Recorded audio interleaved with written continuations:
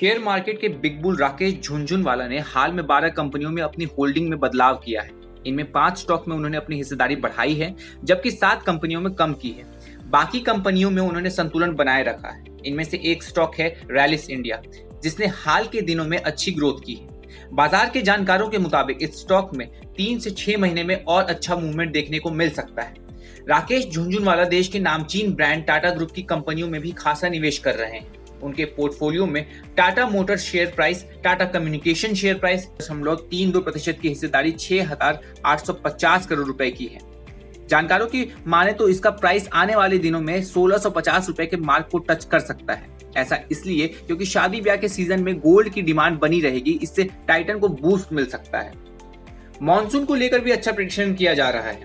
IMD ने कहा है कि इस बार मॉनसून अच्छा रहने का अनुमान है। इस शेयर को शॉर्ट टर्म और लॉन्ग टर्म के लिए लिया जा सकता है। सेबी के टेक्निकल एनालिस्ट सिमी भौमिक के मुताबिक ज्वेलरी सेक्टर ऐसा है जिसे महिला बायर्स बूस्ट देंगी। सोने में निवेश हमेशा से फायदेमंद रहा है। इस सेक्टर का टॉप स्टॉक टाइटन है। यह देश का अग्रणी ज्वेलरी ब्रांड है। कंपनी के भारत में 200 शहरों में 300 शोरूम है। स्टॉक टेक्निकल ग्राउंड पर मजबूत है। यह अभी कम कीमत पर मिल रहा है। इसका सीएमपी 1470 रुपए है। इस स्टॉक को लंबे समय तक के लिए खरीदा जा सकता है। इसका टारगेट प्राइस 1600 से लेकर 1650 रुपए है। इसका स्टॉप लॉस 1400 रुपए है। इसे 12 महीने के लिए लिया जा सकता है।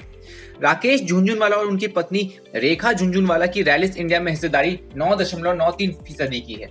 यह आंकड़ा मार्च 2021 तक का है। इसमें राकेश झुनझुनवाला का हिस्सा 7.26% है, जबकि रेखा झुनझुनवाला का 2.67% है। दिसंबर 2020 में भी दोनों निवेशकों की हिस्सेदारी इतनी ही थी।